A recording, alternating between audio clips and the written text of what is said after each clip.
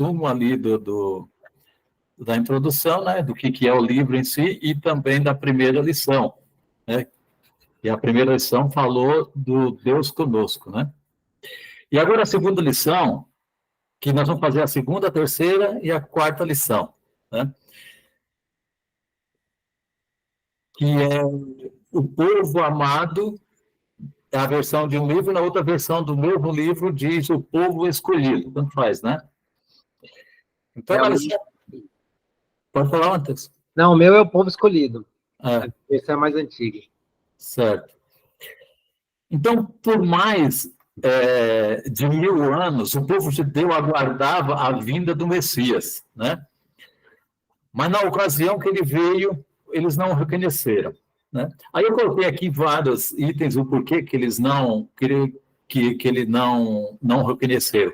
Uma é porque Cristo, como veio, ele não atendia à expectativa de que eles estavam esperando, né? Da forma com que ele veio, né, eles o rejeitaram. Isso está lá em Isaías 53, 2, certo? E também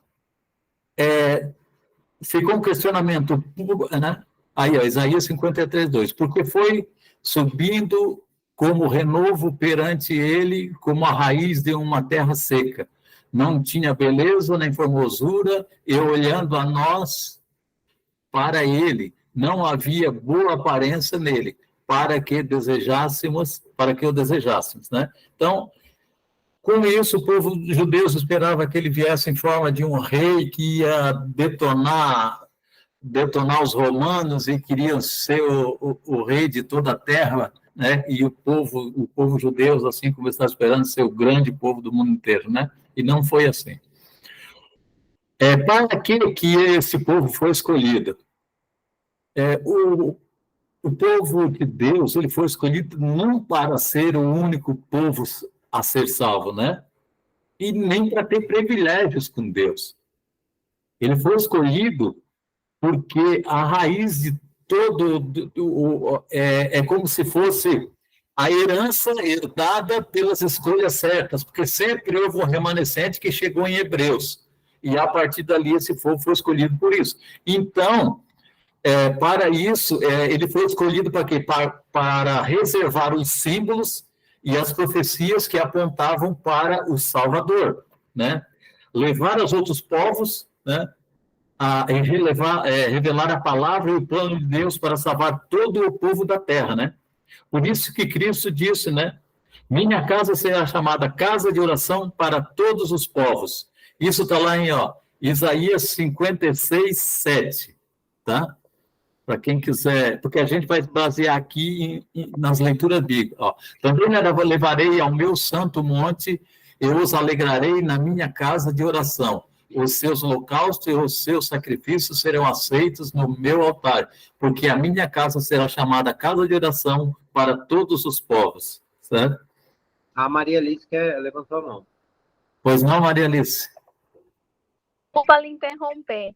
É só que eu queria dar as boas-vindas para a Iris, que chegou agora, que eu a convidei. E eu tenho a honra de passar todas as minhas manhãs com essa menina maravilhosa.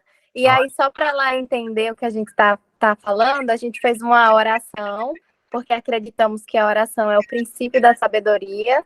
Ótimo. E agora estamos falando sobre Isaías e contextualizando a vinda de Jesus com relação a como o povo hebreu olhava para Jesus aqui na Terra. Seja bem-vinda. E qualquer coisa, fica à vontade para interromper também. Como é o nome dela? É Iris. Seja bem-vinda, Iris, tá? Bem-vinda. Júlio, deixa eu só também dar uma contribuição aqui. Eu acho interessante porque quando Deus escolheu Abraão para ele começar uma nação, o objetivo do povo judeu era levar Deus para todo o mundo. Ali tem várias profecias, né? A gente tem Gênesis e várias outras profecias que mostram que o povo hebreu, o povo judeu, era para ser um povo abençoado, era para que todo o mundo, o planeta Terra, visse a nação judia e falasse, caramba, o Deus dele é top demais. Então eles foram escolhidos para ser um povo especial. E uma coisa interessante também que eu acho no capítulo 2, é que toda a simbologia do tabernáculo, ela gira, não sei se você vai entrar nisso ainda, ela gira em torno da representação de Cristo. Então, só que eles interpretaram mal as profecias, né? Como o Júlio estava falando. Eles entenderam que é um líder militar, e até hoje, ontem mesmo, eu achei interessante. Ontem eu estava assistindo um vídeo e falava, é um canal que eu acompanho de um rabino. Ele é brasileiro, né? Mas aí estudou lá e tal. E aí ele fala quais os requisitos para o Messias chegar. E aí aí ele trouxe todos os textos que fala daquela parte, que ele vai vencer, que ele vai colocar os inimigos como seu estrado e tal. Então, assim, a ideia dos judeus, infelizmente, é uma ideia errônea de que o Messias que vai aparecer para eles é o Messias que vai, e é justamente, caracteriza muito o anticristo, cara. É o Messias que vai vir com poder militar, político, que vai unir o povo e vai trazer a paz. Aí a gente olha Apocalipse, quem que é esse cara? É o anticristo. Exatamente. Lá, só para acrescentar, disse assim, né, em seus descendentes, né, serão em toda a terra, né? Seus descendentes serão abençoados em toda a terra, né?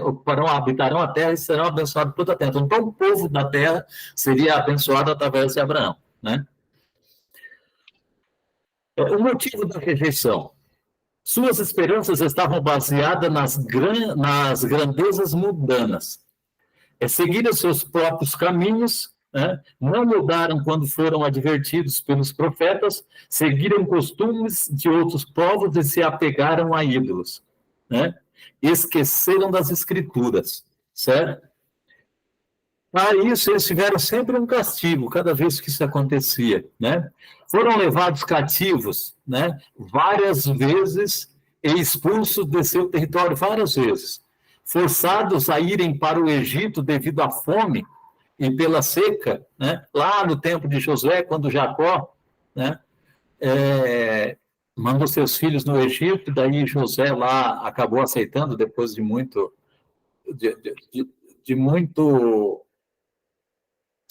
depois de várias coisas que aconteceu lá, né, para poder aceitar os irmãos de novo, e daí acabaram indo para lá, e com o passar do tempo foram crescendo aquele povo no Egito, né, aumentando o povo, e acabaram se sujeitando à escravidão do Egito.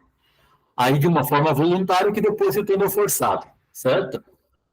A destruição de Jerusalém, levando os cativos, né, até a Babilônia, por Nabucodonosor, foi outro castigo também que eles sofreram por rejeitar a Deus, né, por sair dos caminhos de Deus, né? Lá no deserto também, quando rejeitaram a Deus, quando eles fizeram o bezerro de ouro, né, que queriam um novo líder e acharam melhor que seria que eles voltassem para o Egito do que passar necessidade ali, não tiveram fé o suficiente em Deus, né? Também foi na destruição do templo também, que forçaram a abandonar seus lares, né? Eu lembro que naquele tempo, né, até mulheres se usavam de alimentos dos próprios filhos, né, por causa era tão grande a miséria pelo cerco que foi feito, né, em Jerusalém, né? E depois de Cristo também, nos anos 70, a gente não pode esquecer que houve, né, a destruição do templo de uma vez por todas, por aí não se ergueram mais, certo? E o povo de Deus foi espalhado por todo mundo. E cada vez que eles eram espalhados por todo mundo, em vez de eles levarem uma mensagem correta, eles levavam uma mensagem errônea. Então, faziam tudo não ao contrário, mas eles misturavam verdades com mentiras, porque as mentiras é aquelas que confortavam ele e esperavam por isso, né? Júlio. Opa! Sim, assim, só para, né, contextualizar também.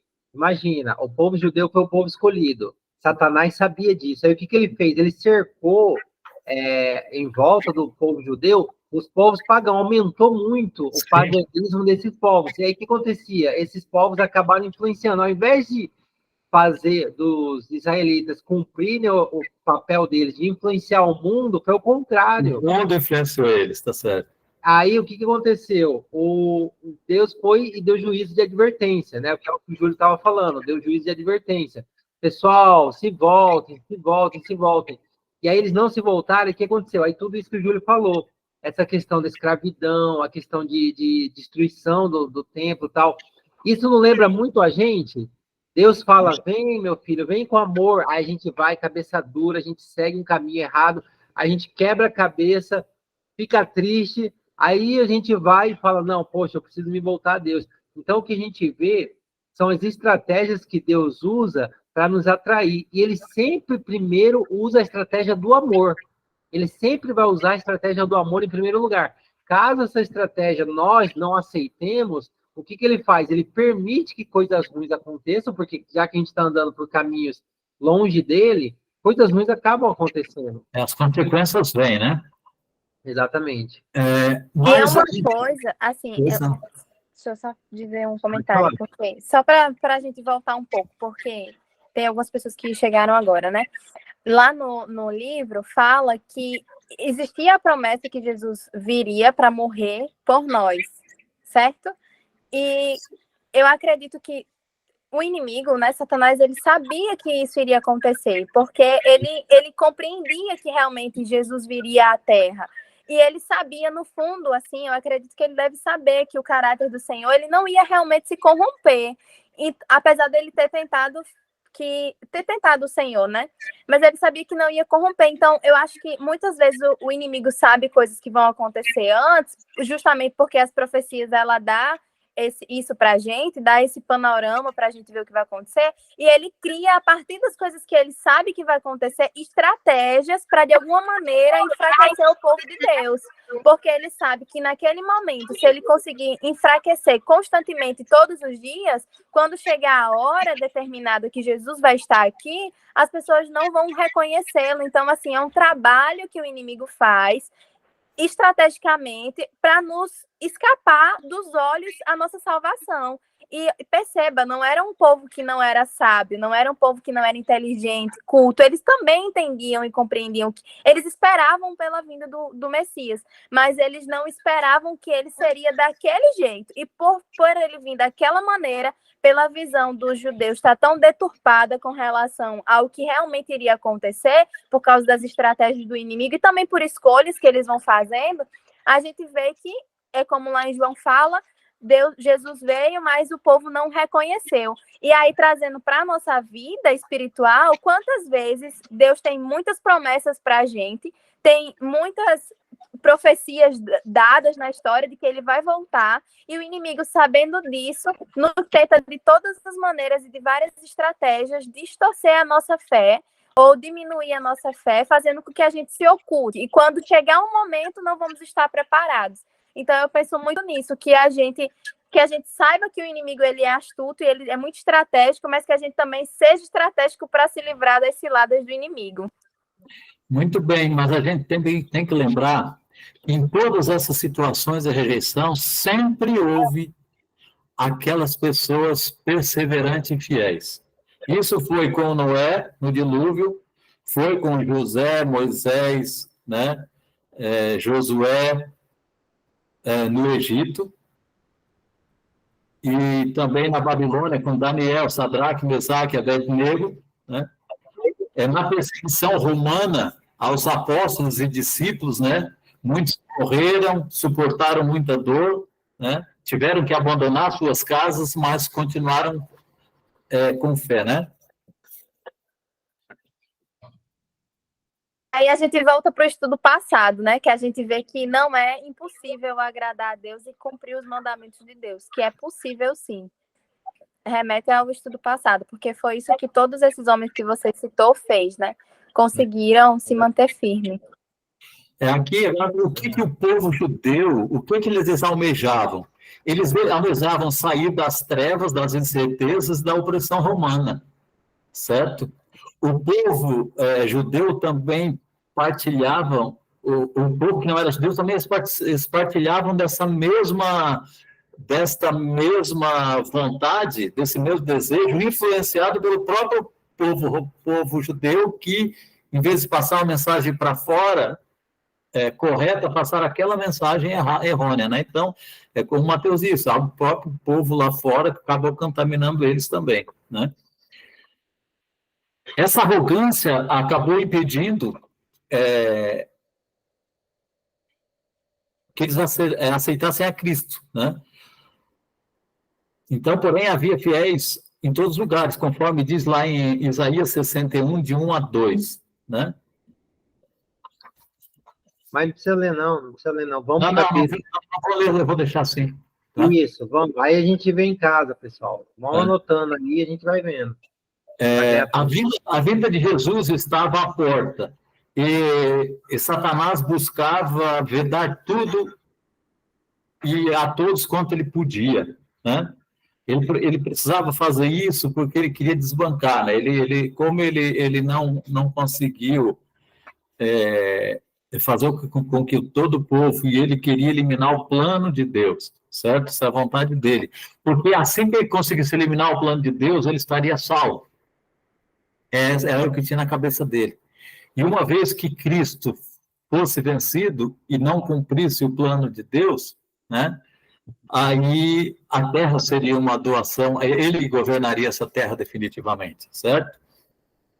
Assim como nos pontos da primeira vinda de Cristo, está acontecendo a mesma coisa hoje. O povo está desligado, né, da palavra de Deus, não está percebendo o que é que está acontecendo. Existem 2.500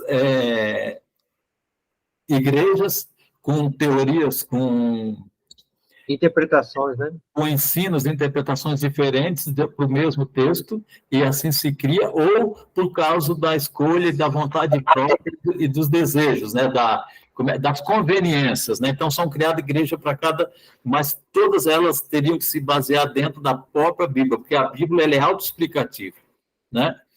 Exceto aquelas questões que na própria Bíblia fala que isso é coisa para frente que iria que nós iríamos entender, né? Que é o mistério da própria fé. Satanás busca levar o povo a imaginar que pode salvar-se por coisas, por ações próprias, né?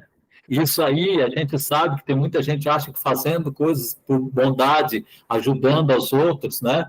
Como muita gente acha que essa ajuda as pessoas, não que isso não seja útil, claro que é útil, porque isso é a resposta da nossa comunhão com Deus, tem que haver isso, né? É uma prova da nossa comunhão com Deus. Mas, no entanto, nem tudo isso representa a nossa comunhão com Deus, né? Igual as indulgências, né? As indulgências, o autoflagelo, o sacrifício próprio, né? Então, existe uma certa simpatia no mundo por esse tipo de coisa. Eu vou ser bonzinho, então, né? Não, mas aí eu não preciso seguir os mandamentos de Deus, porque eu sou bonzinho, eu faço aquilo que Cristo disse, né? Amar ao próximo como a si mesmo e amar a Deus sobre todas as coisas. Aí a gente tem que entender o que é amar a Deus por todas as coisas e o que é amar ao próximo de si mesmo, né? Então, é assim, dessa base que o povo estava interpretando, né? Com essas interpretações errôneas. Cristo observava tudo isso com muita tristeza, né? Se Israel tivesse sido fiel a Deus, eles estariam, veja só, eles estariam sendo exaltados. Imagina o que eles perderam por não ser fiel a Deus, né? Eles perderam muita coisa, eles perderam de ser o povo até hoje, um povo muito grande, com representatividade em todos os países e que tinha a verdade absoluta sobre eles. Imagina a influência que eles não teriam no mundo, né? Que é o que acontece conosco, né? Quando a gente se afasta de Cristo, a gente perde várias oportunidades. E assim a gente encerrou... Aí, Júlio, se você me permite, eu gostaria de fazer o resumo do capítulo 3, aí você faz do 4? Pode ser, fica à vontade. Porque, assim, eu vou procurar ser bem objetivo assim como o Júlio fez, também bem pontual, né? A plenitude dos tempos, né? Que é o capítulo 3. Eu achei muito interessante esse capítulo, por quê? Porque ele mostra o momento exato que Jesus veio à Terra naquela época, né? O que estava acontecendo na época que Jesus veio? era praticamente um império, um governo só, que era o Império Romano, que governava praticamente o mundo todo, né? Falava-se praticamente uma língua universal, que era o grego, né? Então, várias regiões ali da Europa, Ásia, falava-se o grego, então tinha uma facilidade na comunicação, e além disso, os judeus eles estavam espalhados. E aí eles voltavam para Jerusalém, ali para a terra deles, quando tinha as festas. E aí eles recebiam as novas, né? Recebiam as informações dos profetas, João Batista, né, na época, e até mesmo de Jesus. E assim foi no Pentecoste também. E aí eles tinham a oportunidade de voltar para a terra deles e levar o evangelho. Então, olha só como que foi, assim, é uma coisa fantástica. Aí a gente pensa, como que a gente vive hoje, aguardando a segunda vinda de Jesus? A comunicação, como que é? Praticamente, a internet, ela interligou o mundo todo. Então, o avanço da tecnologia, ela contribui muito para que nós vivamos hoje a plenitude dos tempos da segunda volta de Cristo. Assim como tudo foi feito para que Jesus pudesse vir a primeira vez, um governo, né, praticamente um governo único, praticamente uma língua falada em todos os continentes ali habitados, e essa facilidade não facilidade, mas esse fato de ter judeus espalhados pelo mundo todo, a mesma coisa acontece hoje. A internet, ela vai fazer com que a gente consiga se comunicar com o mundo todo. E o governo único não precisa necessariamente um governo único, mas a gente vê, os Estados Unidos, ele dita as regras do jogo, a gente sabe disso, né? É um governo que tem muita influência. E agora, vocês viram que eles entraram lá na guerra de vez, lá da Síria, bombardearam lá. Eu estava vendo no jornal, eles bombardearam vários pontos lá, e também tiveram retaliações, alguns soldados americanos morreram. Então, assim, a tendência dessa guerra aí que está acontecendo entre judeus e palestinos é envolver o mundo todo, sabe? É uma coisa assim que praticamente não tem volta. Então, a mesma forma que a plenitude dos tempos aconteceu na primeira vinda, está tudo pronto para Jesus voltar agora. Você vê que os governos eles estão assim, alinhando as ideias cada vez mais. A gente entende, eu particularmente entendo, e também é uma interpretação até meio padrão, de que não vai haver necessidade de um governo único. Vai haver necessidade de estabelecer regras para que todos os governos sigam, assim como foi na pandemia. A Organização Mundial da Saúde não estabeleceu que todo mundo tinha que usar máscara? E aí judeu usou máscara, palestino, muçulmano, quem era da hindu, quem era cristão, todo mundo. Então, da mesma forma, a gente vê que existe agora, né, um poder, no caso ali foi a Organização Mundial de Saúde, mas tem a Organização Mundial do Comércio, tem várias organizações que ditam regras que o mundo inteiro segue. Então, está tudo pronto, pessoal. Está tudo pronto. O pessoal quer comentar aí. Pode comentar. Quem levantou primeiro, Desirê, você viu? Severino. Pode falar, Severino. Tem que ligar o microfone. Tem que ligar o microfone. Pronto. Não, eu não falei nada ainda não. Depois eu pronuncio. Eu estou ajeitando aqui o equipamento aqui, fazendo a ligação aqui, depois eu respondo. Tá bom, certo. Maria? Não, eu queria só fazer um parênteses aí na tua fala, para que a gente entenda uma coisa, porque como tem pessoas de vários outros lugares aqui, que a gente compreenda que o problema em si não é colocando o jogo de valor, se foi bom ou se não foi bom o uso da máscara, mas a questão de que o que a gente quer pontuar é que uma norma dada por alguém ou por várias pessoas, um conjunto de pessoas, podem influenciar diretamente no nosso dia a dia. Então, não é exatamente o que foi feito para remediar a pandemia ou não, mas como foi feito e que por meio foi feito, que realmente enfatizou a nossa vida de uma maneira global.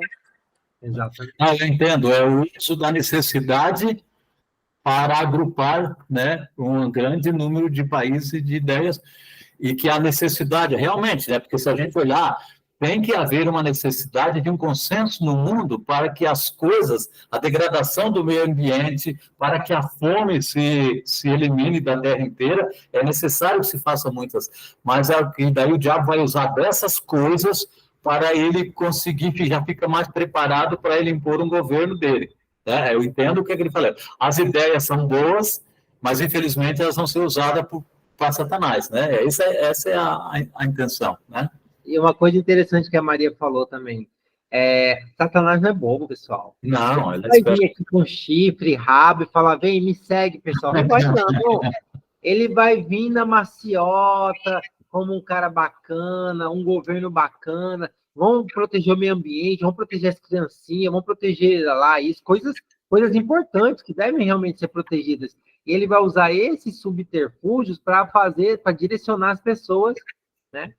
Aí, Júlio, se você quiser complementar aí, meu resumo está feito, bem resumido mesmo. Eu quero só fazer um negócio aqui. A questão do Messias, quando ele iria chegar, veja bem, já existe um caso errôneo lá no passado, quando Eva achou que o primeiro filho dela seria o Messias. Aí, quando Caim nasceu, inclusive ela, né, subentende que ela tratou diferente, de uma maneira diferente, especial, e daí, quando acontece isso, a tendência de a pessoa se assoberbar. Né? Como ele era uma pessoa que trabalhava com agricultura, e o outro com os animais, ele ofereceu o melhor, talvez mais do que seria necessário se fosse aceito aquele tipo de oferta.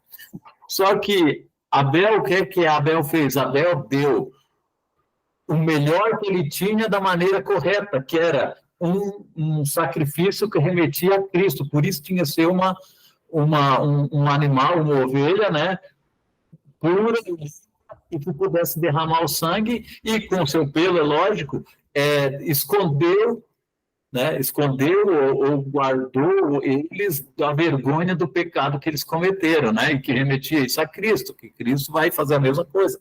Então, só queria fazer esse comentário. E hoje em dia também tem muita gente assim, né?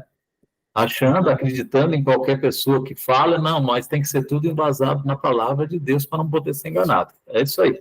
Interessante isso que o Júlio falou, porque, assim, só para contextualizar, quando Eva e Adão caíram, Deus falou, olha, eu já providenciei um plano de salvação para vocês. E quando Caim nasceu, Adão e Eva acreditaram que Caim seria o salvador, o primogênito deles. Por que a gente entende isso? Porque Caim, de alguma forma, como o Júlio bem colocou, ele foi tratado de forma diferente. Porque quando Deus falou, olha, eu quero que vocês façam um sacrifício de sangue para vocês, para remir o pecado, para perdoar os pecados. O que Abel falou? Não, eu não sou pecuarista, né? Eu não trabalho com animal, eu vou dar o melhor. Então, presumidamente, a gente entende que ele era mimado. Por quê? Porque foi uma pessoa que por que a gente entende que ele era mimado? Por quê? Porque ele fez o que ele achou que era certo da cabeça dele. E assim como o Júlio falou, é interessante. Muitas vezes a gente acha que a gente pode adorar a Deus do nosso jeito, a gente pode fazer o que, não, posso fazer o que eu quiser na igreja, né? Isso, aquilo, tal, ou então adorar o Deus de qualquer jeito. Só que ele dá uma regra, né? Ele dá uma liturgia, ele dá uma forma específica de adoração, né? Que é o que? Aceitar Jesus, pedir perdão dos pecados, ter reverência dentro do templo de Deus, tudo. Então, a gente vê que nessa passagem traz um exemplo, assim, bem grande, de que nós não podemos fazer a adoração do jeito que a gente acha que é. A gente tem que fazer do jeito que a Bíblia determina, né? Interessante isso. Na quarta lição, a gente vai falar sobre o primeiro Natal, né? E na outra versão do livro diz, hoje nos nasceu o Salvador, né? O mesmo tema com títulos diferentes, né? Isso aqui tem uma coisa muito interessante aqui, gente. Quer ver? Ó? O Rei da Glória se humilhou, resistiu, se revestiu de humanidade, sem beleza e status exterior. ele não desejava atrair homens por honra deste mundo, né? Desejava causar atração pela palavra de Deus. O que isso significa? Que a mesma coisa que ele queria usar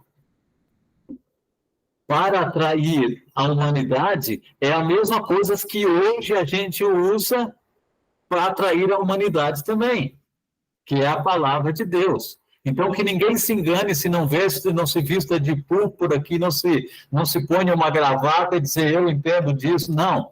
É o Espírito Santo, porque a palavra diz que é o Espírito Santo dá entendimento. E sempre que a gente for levar essa palavra, tem que ser através do Espírito Santo. Se a gente não orar e não se ajoelhar e pedir ao Espírito Santo que nos dê entendimento, o nosso entendimento sozinho não é válido, né? Então, é isso que Cristo e Cristo veio orientar, né? E como diz ali, ó, ele desejava causar atração pela própria palavra. Isso está lá em Isaías 53, né? A continuação de 2-3, né? Enquanto Satanás desejava ser... enquanto isso, Satanás desejava ser quem? O maioral do universo. Ele não disse que queria ficar acima das nuvens, acima do trono de Deus. Veja a vaidade, né, que ele queria, ao contrário de Jesus. Né? Jesus era o maioral, mas ele queria ser humilde e ele queria ser o maioral, né? Inclusive querendo mostrar aos anjos que ele poderia ser maior que Deus. Para isso, é aquele tipo de coisa, de pessoas que crescem numa empresa pisando nos outros. Entendeu? Então, para fazer isso, ele teria que derrubar Cristo. Ele queria passar uma imagem diferente do caráter de Deus. E Deus precisava. Nós, como espelho, nós, como um laboratório que iria ser mostrado para o universo, né? O universo todos entenderia, através de nós e da oportunidade que nos foi dada, o caráter de Deus. Então, é bem diferente, né? Como Cristo veio e qual era o plano de Deus, diferente do plano de Satanás, né? A Maria quer falar? Gente, é porque eu fico pensando, hoje em dia é tão fácil a gente cair nessa vaidade, né? Sim. É bombardeado o tempo inteiro para a gente comprar aquilo porque tá na moda, para fazer isso, sair para sim, se comportar desse jeito. É muito difícil a gente... Não é impossível, né? Como a gente aprendeu no estudo passado. Mas que é muito difícil para a gente não cair nessa vaidade também. E uma coisa que eu achei muito bonita desse texto, que ele fala assim, riquezas, honras terrestres e humana, grandeza, nunca poderão salvar uma alma da morte. Jesus se propôs que nenhuma atração da natureza terrena levasse o homem ao seu lado. Unicamente a beleza da verdade celeste devia atrair os que os seguiam. O caráter do Messias fora deste há muito predito na profecia. Imagina, isso é muito grande, porque somos tão pequenos e a gente normalmente só julga pela aparência, e Cristo está dizendo aqui para a gente que isso não é importante, que é importante realmente quem somos por dentro e o nosso caráter. Então, sinceramente, eu acho que a gente tem que orar muito ao Senhor para ser transformado, que nosso caráter seja transformado. Inclusive, a gente começou com um pedido de oração, e esse é meu pedido de oração, que vocês orem para que Deus me transforme cada dia mais no caráter dele. Amém. Amém. Vejam só, enquanto Satanás desejava ser o rei do universo todo, Cristo optou por tornar nosso fardo suave e leve, enquanto dele seria o mais pesado de todo o universo. Entendeu? Isso é que a gente tem que aprender. Mesmo participando dos sacrifícios diários e passando as mensagens para outros povos, de forma errônea, claro, no templo, eles rejeitaram a Jesus Cristo. Agora, imagina que tipo de interpretação eles não estavam fazendo das Escrituras. Será que eles não leram Isaías 53, de cima, que fala tudo sobre Cristo? Dizia como ele vinha, que ele vinha despojado de beleza, que ele vinha pobre, que ele não vinha sob pompa nenhuma, que ele ia ser esmagado por nossas transgressões. Será que eles não observavam que quando Cristo foi chicoteado, maltratado, sabe? Empurrado, cuspido, ferido, né? Cravado na cruz. Será que eles não sentiram que era eles que estavam esmagando, sabe? É engraçado isso mesmo, né? Porque, assim, eles esperam um líder militar, tal, mas tem tanto texto, né? Ele foi moído pela nossa iniquidade, que é os 53, né, mesmo que você citou, né? A nossa dele fomos sarados, e é estranho, né? Hoje em Mas dia, Satanás foi embotando a mente deles, foi fazendo com que eles, né, fossem perdendo cada vez mais a noção da verdade sobre Cristo, né, da verdadeiro caráter que Cristo viria. mas hoje nós estamos à porta da segunda vinda. As coisas estão acontecendo exatamente do mesmo jeito, entendeu? As pessoas têm repúdio da palavra de Deus, muitas vezes. Aí já diz, nem vem com a palavra de Deus, porque, sabe, como se Deus fosse um mero fato do passado ou uma coisa supérflua e que não precisa, sabe? Isso é difícil de a gente aceitar. Imagina o sofrimento aí, Deus querendo botar os filhinhos no meio, embaixo de suas asas, e eles não querendo nem chegar perto, entendeu? Isso é... Uma coisa que eu achei interessante também é que nesse capítulo fala que Deus preparou o caminho para Cristo através de João Batista. E muitas vezes não, sempre isso acontece conosco. Deus prepara pessoas, às vezes até aquelas correntinhas do WhatsApp que a gente fala, poxa, vai encher meu celular, coisa chata. Mas às vezes é uma palavra tão certeira no nosso coração, nossa necessidade, que é o direcionamento de Deus. Então a gente não pode menosprezar essas pessoas, essas oportunidades que Deus vai nos dando, para poder se achegar mais a ele, né? Eu achei bem interessante essa parte também. E outra coisa que era a satisfação pessoal. Eles tinham status, dinheiro, poder político, eles não queriam, estavam tão agarrados nisso, sabe? Como hoje em dia. Hoje em dia, esses poderes políticos, tudo que faz bem para o ego pessoal, né? Por ser bem reconhecido pela sociedade, eles tinham. Então, eles tinham medo de perder isso, né? O universo vibrava com a vinda de Cristo e a consumação da promessa. Veja a oportunidade que o povo judeu perdeu. A vinda de Cristo ali estava prestes a vir. Imagina o que o povo de Deus não ganhava podendo anunciar, ele está chegando. Poderia colocar todo mundo num só fato, num só evento, o mundo todo, né? E, além de tudo, poderia desfrutar de que Cristo nascera na sua própria terra, sabe? Conhecer Cristo pessoalmente, né? Verdade.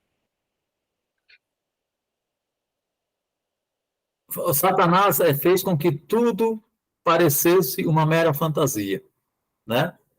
Uma coisa difícil de acreditar, difícil de entender como é que uma pessoa vem para salvar o mundo, mas ele vem de uma forma humilde, demonstrando sem poder nenhum, tá? Então, nisso eles rejeitaram Cristo, né? Mas lá em Miqueias também fala sobre isso lá, quem quer, Miqueias 5:2, né? Fala sobre isso. Aqui diz também que os anjos, né, fizeram o possível para garantir a vida de Cristo até o momento, pelo menos, do batismo dele, desde a infância, desde que ele nasceu, né? Desde que ele nasceu, ele precisava viver a terra e receber a missão até ser otorgado o início da missão dele, vamos dizer assim, né? Que seria com 30 anos, né? E até os 3 anos e meio. Então, houve muita tentativa, porque se Satanás conseguisse matar Jesus ali, ele não passaria pelo sacrifício, daí seria derrotado. Então, foi uma perseguição muito grande, né? Não, imagina que desde que Jesus veio à Terra, começa com o decreto de morte dos inocentes, né? Lá de Herodes, tentando matar crianças. Então, que a gente vai ver depois, né? Acho que tem um capítulo que fala isso, né? Sim. E sempre, durante todo o ministério de Cristo, Satanás tentou destruir. E o que ele faz hoje conosco? Ele não consegue mais destruir Cristo porque Cristo já venceu. Mas ele tenta destruir o quê? A nossa fé, a nossa esperança, nosso amor. Ele tenta destruir a nossa comunhão que nós devemos ter com Cristo, né? E muitas vezes ele consegue, infelizmente, né?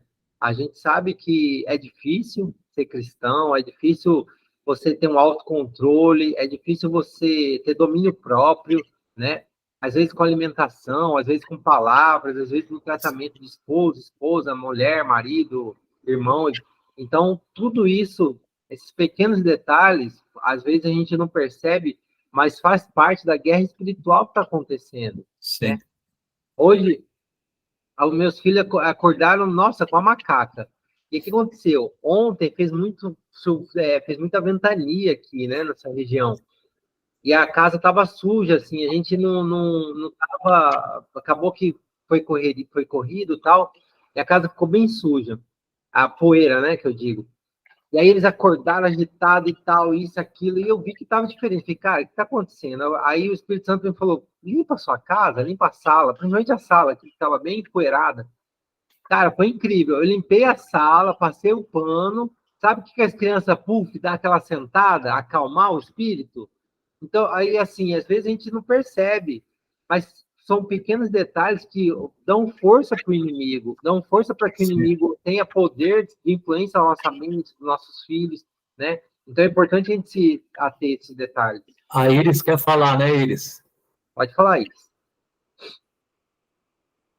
Oi, gente. Tô com vergonha de falar. O volume está meio baixo aí.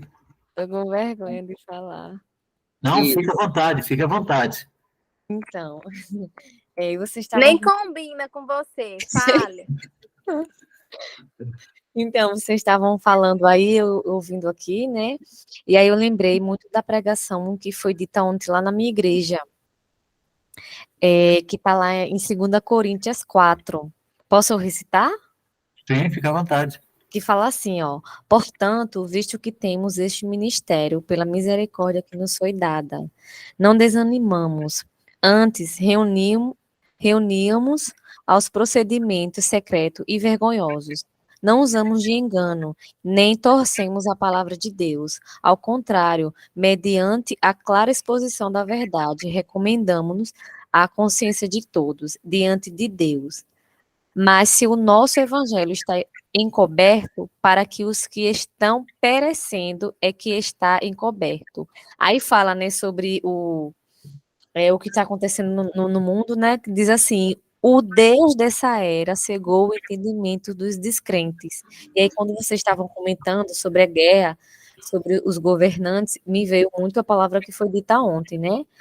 Para que não vejam a luz do evangelho da glória de Cristo, que é a imagem de Deus. E aí, vocês, acredito que vocês conhecem o restante.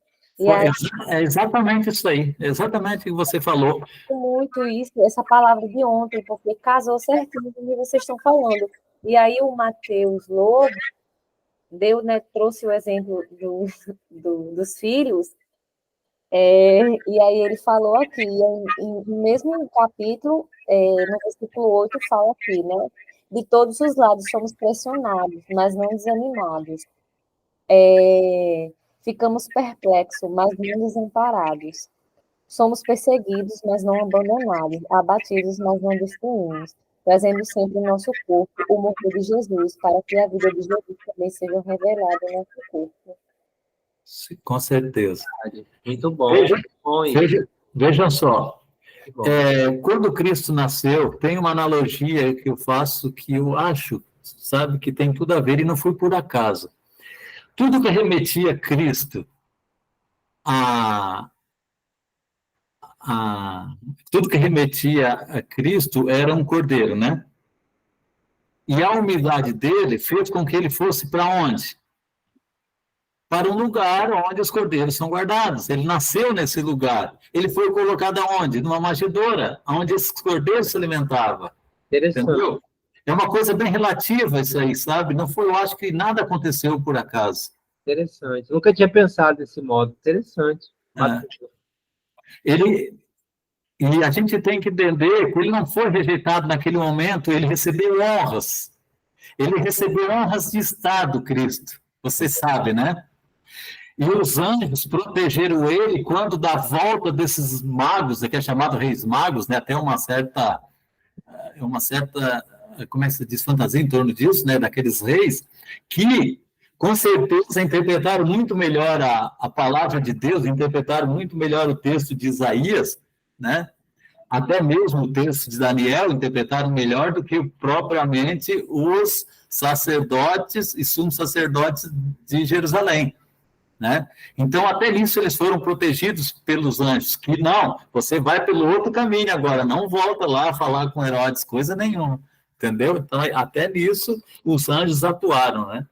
É verdade. Atuaram para criar um senso para que o responsável, que agora não veio à mente aqui, para que ele providenciasse um censo justamente para forçar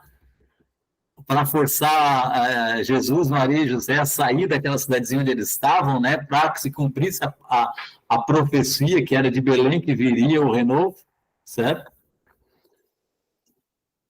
Mas, mesmo assim, o povo judeu perdeu a oportunidade de anunciar ao mundo o maior acontecimento de toda a terra, que era a vinda do Cristo Jesus, né?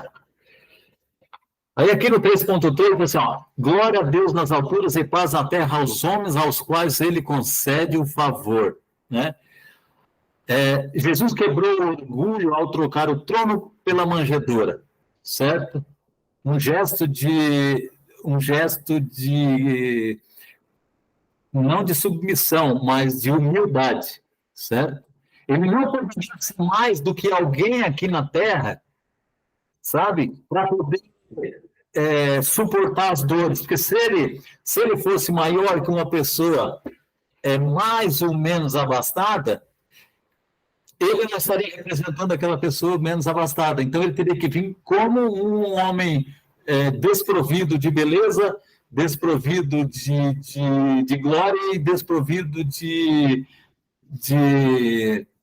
como é que é? De bens materiais. Para saber que todos poderiam ser representados por eles. E uma coisa... Não existe, para que não, saber que não existe nada na vida da pessoa que impeça ela de aceitar Cristo. É isso que eu ia falar. Eu achei interessante nesse capítulo, porque fala, ele não tinha nenhum atrativo externo que atraísse as pessoas. A ideia era que as pessoas se atraíssem por Cristo pelo que ele era realmente, o Salvador do mundo. Não pelo que é o Salvador do mundo e vai tirar dos romanos, ou vai te tirar da pobreza, ou vai restituir seu casamento, igual essas, infelizmente, né, algumas igrejas, elas fazem essa barganha com Deus. Vem para Cristo, para isso, para aquilo. Não, você tem que ir para Cristo para você ter uma comunhão com Cristo. Depois ele vai colocando as coisas em ordem na sua vida, né, de acordo com as suas atitudes, né, não o contrário. Veja só, tem um negócio que foi colocado no livro ali que eu achei bem interessante. Se Cristo tivesse voltado no tempo de Adão, assim que recém-Adão tivesse pecado, já seria uma grande humilhação pela glória que ele tem no céu. Imagina agora, depois de 4.000 anos dessa degradação humana, ele ter vindo. Aqui, aí no estudo bíblico, aqui no livro, fala que seria uma humilhação maior ainda, entendeu? Ele ter vindo 4.000 anos depois. Tá? E é interessante também que todas as civilizações, durante esses 4.000 anos, Satanás, você pode ver na história mesmo, isso é na história, todos eles tinham métodos de tortura terríveis. Sim. Satanás, e como ele não sabia quando Jesus viria, ele sempre fomentou, sempre incentivou que as civilizações ali daquele entorno tivessem forma, ou era empalamento, ou era que sempre muito, muito terríveis as formas de tortura. Porque Satanás não sabia quando Jesus viria, né? Então ele sempre procurou estimular que a degradação humana fosse direcionada para essa questão da tortura que viria recair sobre Jesus. Eu queria fazer uma colocação agora, justamente para Maria Silva, não sei se ela leu o livro, mas nesses últimos 2 parágrafos diz assim, ó, veio Jesus com nossa hereditariedade para partilhar nossas tentações causadas pelo medo, dores, fome, angústia, desprezo, vaidade, tudo isso, tá? Para que seu sacrifício, né, ter relevância perante o universo cósmico, deveria passar por tudo isso sem pecar. Aquele que a gente discutiu na no estudo passado. Pastor, Né? deixa eu lhe dizer uma coisa. Olha, eu já tinha lido esse livro há muito tempo atrás. Sim. Aí, nas anotações que eu fiz há alguns anos atrás, tinha um versículo, uma frasezinha que falava sobre a humanidade de Deus. Aí eu fiz na nota de rodapé, eu coloquei 100% homem. Aí fazia muito tempo que eu tinha escrito. Aí eu fui ler e reler de novo, eu digo, realmente, 100% homem. Obrigado, Senhor.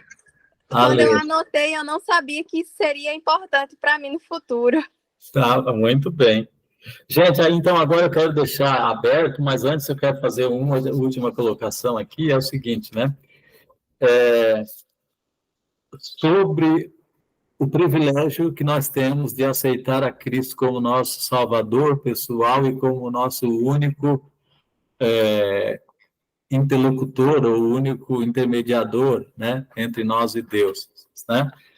Que esse é um privilégio, até mesmo para a gente poder receber o Espírito Santo, para a gente poder ler texto bíblico, compreender e principalmente para poder passar para os outros, tá? Então agora eu queria deixar uns minutinhos aí para que as pessoas, os outros convidados aí que não se manifestaram até agora, pudessem se manifestar. Marcos.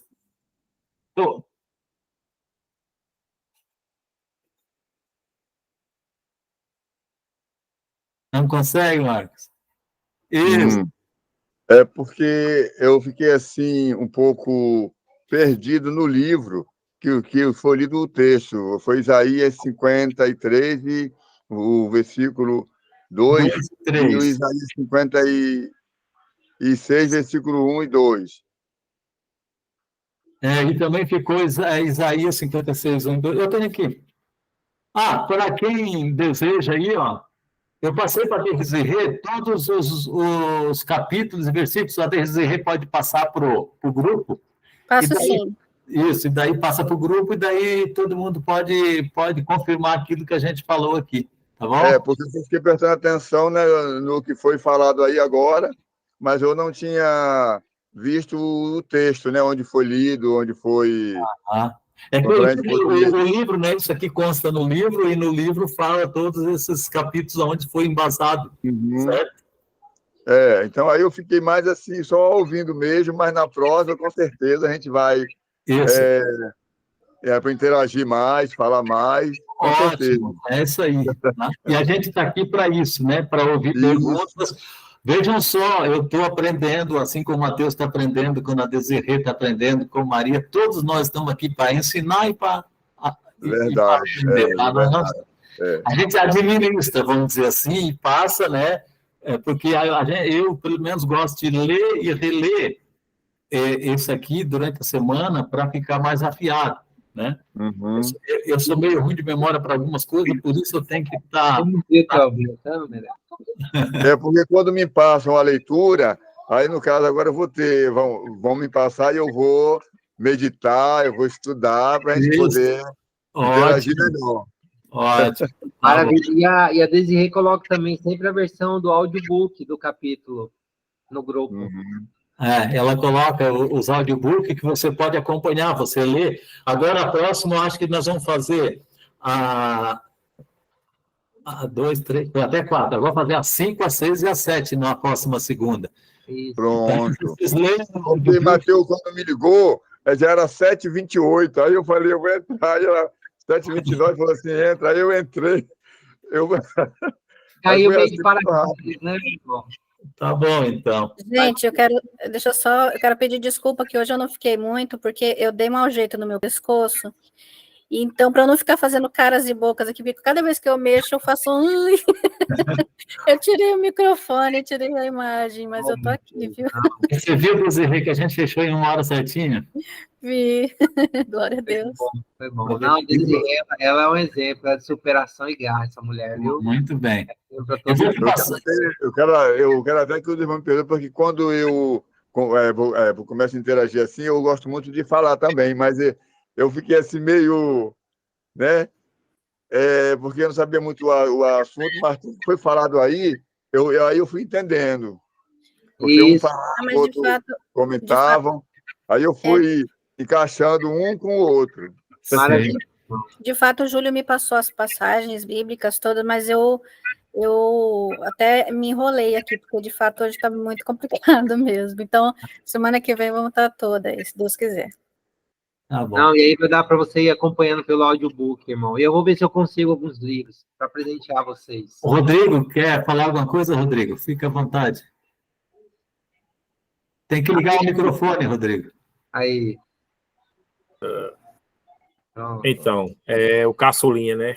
Estou aqui hoje, rapaz. O Matheus aí eu fiquei devendo semana passada. O Matheus me conhece um pouquinho, ele sabe como é que é meu dia a dia, é bastante corrido, graças a Deus, né? Aqui muita é dado, muito é cobrado, então vamos correr. Essa passagem aqui de Isaías, eu estava escutando os irmãos falando, né? E aqui, pegando só o último parágrafo aqui da mensagem, né? O quão é bom a gente tentar manter uma comunhão com o Espírito Santo, né? Que é o presente que nós ganhamos de Deus, né? De bom agrado. Então, assim, trazer essa questão de pegar a sua casa e tornar a sua casa um local de oração, né? Você trazer sua casa junto com sua esposa e seus filhos como um local de oração. Porque, assim, a gente sabe como é a dificuldade no mundo secular que nós vivemos e temos uma visão onde o que o mundo oferece é mais fácil. Então, poucas pessoas querem estar se dedicando a um momento como esse para estar aprendendo mais, para estar orando, para estar vigilante a essa situação. Então, assim, essa alguma coisa que pois a minha casa será chamada de casa de oração para todos os povos. Então, assim, é muito interessante, né? Agora há pouco um rapaz mandou uma mensagem para mim aqui, insistiu, eu peguei, digitei e falei, eu não posso falar sobre esse assunto agora, pois eu estou em um momento de oração. Ele em oração parou para falar comigo, eu falei, não, estou numa live aqui, com os irmãos aqui, então, assim, daqui a pouco eu falo. Aí, enfim, né? Deixar aqui, né, um agradecimento a todos aí, também pedir oração, né, que Deus me dê saúde, sabedoria, né, que me dê o entendimento da palavra, para que possa melhorar, possa contribuir e que possa ser usado onde eu estiver, revestido, né, da palavra, da armadura do cristão, para poder servir realmente ao Senhor. Tem uma palavra que Jesus disse que aquele que me negar diante do homem, eu negarei diante do meu Pai, né? Então não devemos negar a Cristo. Temos que estar assim, eu sou cristão, então eu sou cristão. Eu tenho que levar o conhecimento, a palavra, porque se não tivermos revestido, podemos ser atacados e devorados pelo inimigo. Amém. Gente, eu não posso perder a oportunidade de fazer uma colocação aqui agora. Aqui no centro aqui da minha imagem, pelo menos, está aparecendo uma moça ali de cabelos compridos, o nome dela é Valdenise.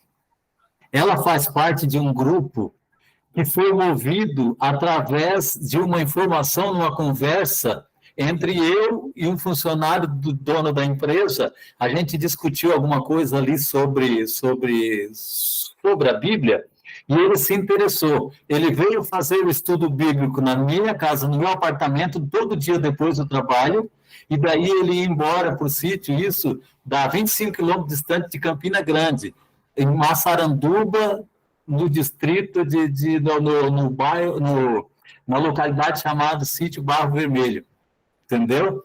E essa menina aí, a Denise, ela participou de toda, e depois, através dele, depois que ele recebeu o estudo bíblico, ele perguntou se eu poderia ir lá nesse sítio dar estudo bíblico, que tinha bastante gente interessada. E eu fui lá dentro de um lugar onde eles guardavam sementes para depois passar para os outros agricultores, né, para ter o banco de semente. Aí era um lugar lá onde a gente arrumou umas cadeiras e mesa, e lá eu dei 29 estudos bíblicos, ouvindo a voz de Deus. E daí lá já tem pelo menos umas 10 pessoas que eu conto que surgiu dessa semente plantada dentro dessa empresa. Valdenice, seja bem-vinda, tá? E que estamos contando